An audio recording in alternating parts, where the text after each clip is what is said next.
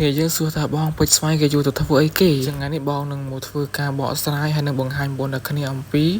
ពេជ្រស្វាយចឹងណាគ្នាយើងអំពីក្របដែលទិញចឹងណាចឹងគ្នាយើងកុំភ្លេចជួយ share បងមួយហើយក៏ភ្លេចជួយចុច follow page ជួយ like បងផងណាគ្នាយើងដោយសារតែវីដេអូមុនបងបង្ហាញអំពីការលេងយកពេជ្រស្វាយជាមួយនឹងថ្ងៃទីដែលគេតម្លាក់ event ដែលគេ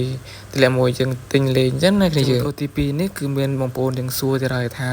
ពេជ្រស្វាយនឹងរបស់អីខ្លះដែលគេទៅយើងទិញចឹងទៅគ្នាយើងអញ្ចឹងគាត់ឆ្ងល់អញ្ចឹងគាត់បាន comment សួរបងហើយអញ្ចឹងបងប្រាប់គាត់តទៀតគ្នាយើងអញ្ចឹងបងប្អូនណាឆ្ងល់អីទេបងប្អូនកុំភ្លេចដាក់មកចាំបងឆ្លើយនិយាយដាក់មកនឹងបានន័យថាឲ្យបងប្អូននៅគ្នា comment សួរខាងក្រោមអញ្ចឹងទៅជាសំណួរអញ្ចឹងណាគ្នាយើងអញ្ចឹងគ្នាយើងណាដែលចង់បូកពេជ្រ game Free Fire Mobile Legends អញ្ចឹងណាបងប្អូនគ្នាកុំភ្លេចនៅ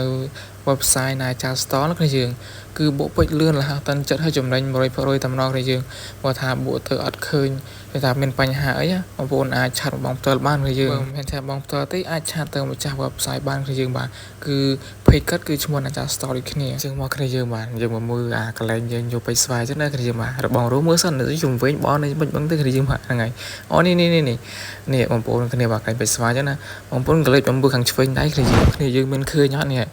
ឯងជារបស់ដែលគេលក់នៅក្នុងពេជ្រស្វាយឲ្យយើងនោះអាតកកខាងលើនឹងពេជ្រពើផ្ទៃមេឃចំនួន100ហើយបូកជាមួយនឹងពេជ្រស្វាយចំនួន600ចុះគ្នាយើងហៅទៅ600ចឹងណាហើយទី2កតាបនឹង80ពេជ្រយើងហើយនឹង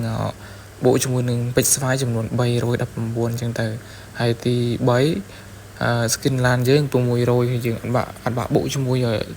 ពេជ្រយើងបូកលុយទេយើងមិនបាក់បូកទេអា3ក្រុមជាមួយ LAN ខ្ទះហើយនឹងក្របបែក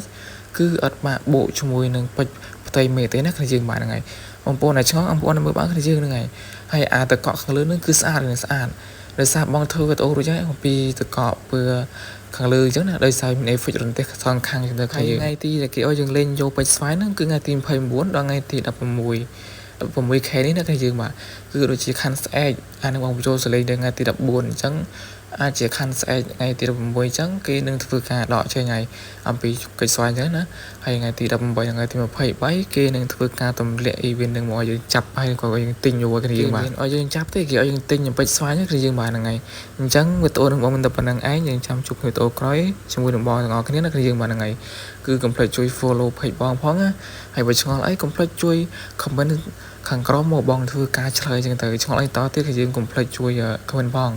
ដើម្បីបងធ្វើវីដេអូបកស្រាយតទៀតចឹងណាគ្នាយើងបាទបងជួយបញ្ចូលគ្នាយើងបានយល់ទាំងអស់គ្នាអំពីមិនថាពេជ្រស្វាយមិនថាអីទេ